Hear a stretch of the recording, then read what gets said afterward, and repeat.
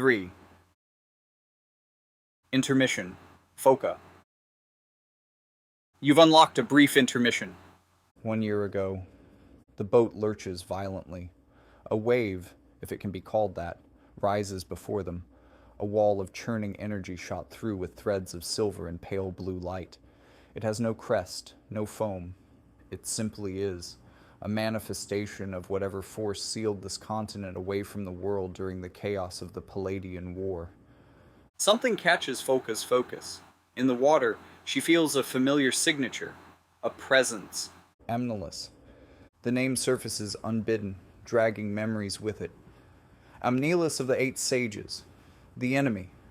The woman who combined magic and technology in ways that should have been impossible.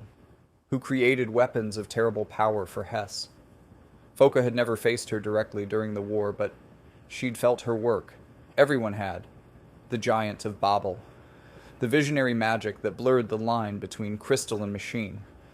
And now, centuries later, she can feel Amnelis's touch in the very water around them.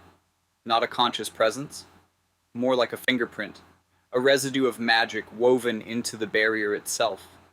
It's old, faded, but unmistakable. Reagan.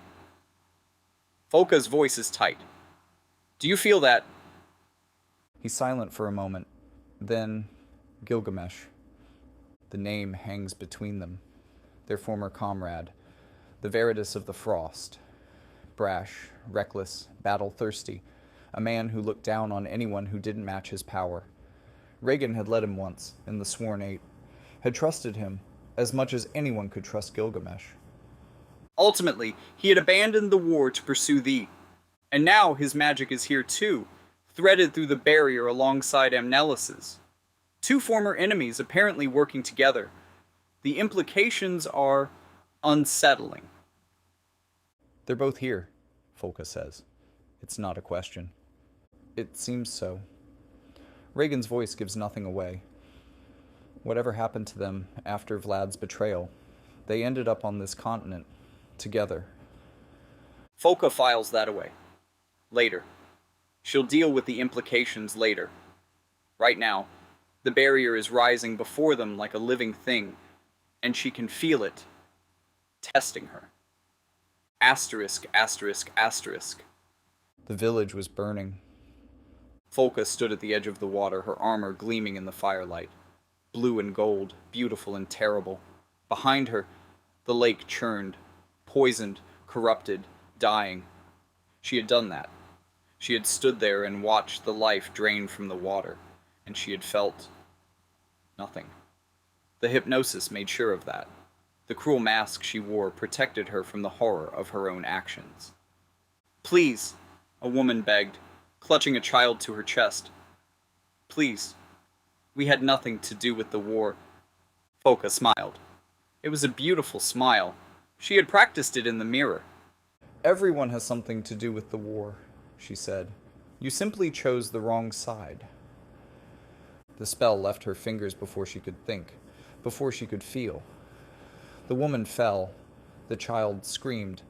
And Folka, the real Folka buried deep beneath layers of self-inflicted lies, slept on, dreaming of nothing. Asterisk, asterisk, asterisk. She gasps, her hands jerking on the tiller. The boat swerves. Folka. Reagan's voice cuts through the memory. She blinks, and she's back in the present. The impossible sea, the bruise-colored sky, the barrier looming before them. Her pulse pound. Her face is wet. She doesn't remember crying. I'm fine, she manages. You're not. She doesn't argue. She can't. The memories come more frequently now ever since she shed the Veritas armor. Without the hypnosis to protect her, everything she did during the war rushes back at unexpected moments. Every death, every cruelty, every time she smiled while destroying something beautiful. You couldn't stomach the murders you had to commit, Reagan says quietly. So you created someone who could.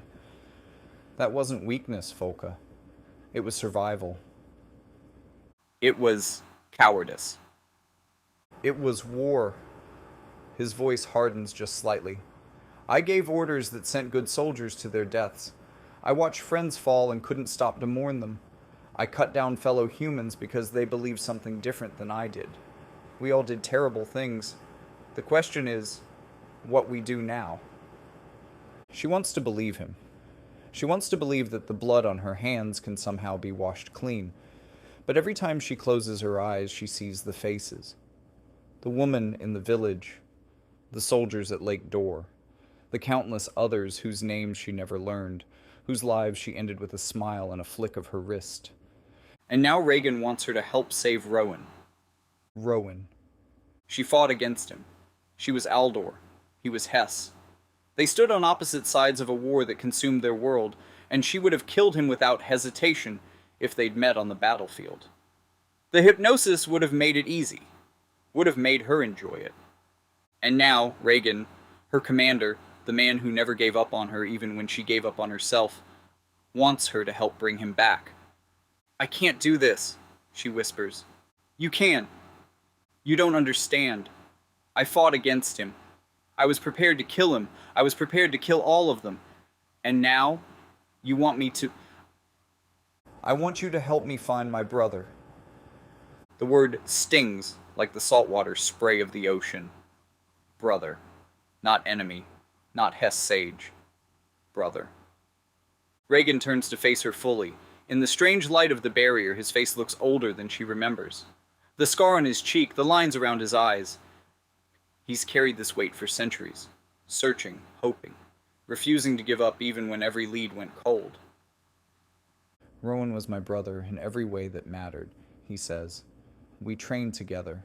We fought together. We were rivals and friends and family. When the war came, we ended up on opposite sides, but I never stopped believing we could find a way back to each other. And I was prepared to kill him. Yes. No denial. No comfort. Just the truth. You were prepared to kill him. I was prepared to kill Fina. Gilgamesh was prepared to kill anyone who got in his way. That was the war. That was what it made us. But the war is over, Folka. It's been over for centuries. And Rowan is still sealed in crystal, somewhere on this continent, waiting for someone to find him. Asterisk, asterisk, asterisk. In his mind, he still sees the victories. Spread out along the ridge, make noise, light extra fires. I want them to count twice as many of us as there really are, and when they commit to the assault, he pointed to a narrow defile on the eastern slope. We funnel them there, bottleneck them, make their numbers count for nothing. It worked. It always worked. Reagan had a gift for finding the path through impossible odds, for seeing the shape of a battle before it began. He remembered their faces, all of them. Even now, centuries later, he could still see them. He carried them all. He would carry them until the day he finally laid down his sword. But one cannot lead from the past. So presently, he speaks to the only person who remained in his command. Folka. She looks up. Reagan is watching her, his teal eyes steady and patient. "The barrier," he says. "It requires faith to pass. I have faith that Rowan is here. I've searched everywhere else in Lapis. Every continent, every hidden corner. Ardra is the last place we haven't been able to reach. The one place he could still be." And if you're wrong, then I'm wrong. He shrugs. But I don't believe I am. I felt his crystal awaken beneath Leonis a year ago. I know what I sensed. The water churns around them, Amnelis' ancient magic pressing against her senses, Gilgamesh's wild energy threaded through it all. Two former enemies working together. If they could find common ground. If they could, maybe I can too. She thinks of the woman in the village, the child, the countless others whose faces she carries just like Reagan carries his soldiers. She can't undo what she did. She can't bring them back. But maybe she can do something good with whatever time she has left. Maybe helping Reagan find his brother is a start. She reaches out with her magic. Not to dominate the sea, but to ask it. A gentle request. A whispered plea. Show me the way. Please. The water around them shifts. The wave doesn't disappear, but it parts. A narrow channel opens before them, a path of relative calm winding through the chaos. It's not safe. It's not easy. But it's there. And somewhere beyond it, faint but unmistakable, she feels something else. A presence. A warmth. Not Amnelis, not Gilgamesh. Something older, deeper, watching them. With something like curiosity. Or maybe hope. The will of light, she realizes. Guiding us. Reagan is smiling. A small, tired smile that speaks of centuries of loss and a stubborn refusal to stop hoping. Well done, he says. Don't thank me yet. She guides the boat into the channel, her hands steadier now. We still have to actually find him. And when we do, she hesitates. When we do, I don't know what I'll say to him. I was his enemy. I would have killed him. Then you'll have time to figure it out. Reagan turns back to the horizon, where the faint outline of land is finally becoming visible through the gloom. Rowan was always better at forgiveness than I am.